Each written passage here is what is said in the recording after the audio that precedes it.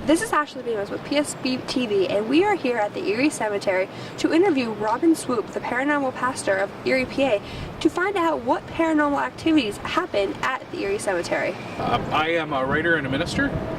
I preach at St. Paul Shannon Church of Christ. I heard stories. I've been a paranormal writer for a couple of years, and I heard stories about the vampire crypt while I was doing a story about a vampire crypt from Guadalajara, Mexico. That was in a book by Brad Steiger. And a local person told me about the vampire crypt. I never heard about it. She told me all the urban legends about it. Driving around the Erie Cemetery, one may see graves dated back to the 1800s.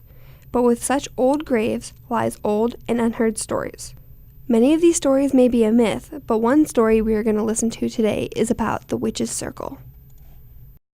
This is what's called the Witch's Circle because it's circular, and you can see the looks like burn marks on the graves. The legend is that there are witches here, and they appear every Halloween dancing around in a circle, and witches in Salem witch trials are burned to death or hung. So that's why the legend is that's why the tombstones look like they're burnt.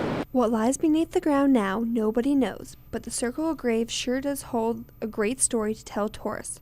Now on to our next stop in the deep back of the cemetery, where there's only one way in and one way out. We are headed to the Vampire's Crypt.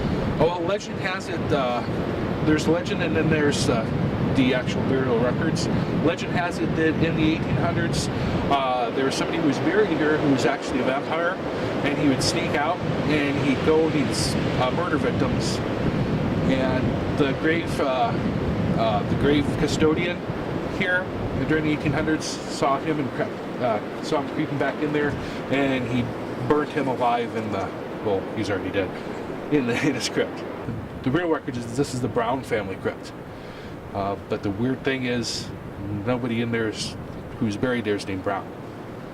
And half the people, there are 7 bodies in there, according to records, and only 2 died and were buried and put in the crypt. The rest are reinterred from another cemetery someplace else.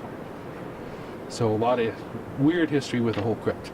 Now people have come here, paranormal groups, during the daytime you're not allowed here in the night, and they've gotten EVPs about weird voices and different phenomena that surround it.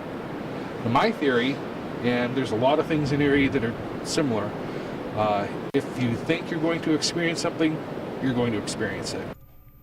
The Erie Cemetery is not only a place to visit loved ones, but a place to visit the ones who have not crossed over. To believe or not to believe, that is in the holder, but now you know there is more to a place than meets the eye. This is Ashley Bemis with PSB-TV.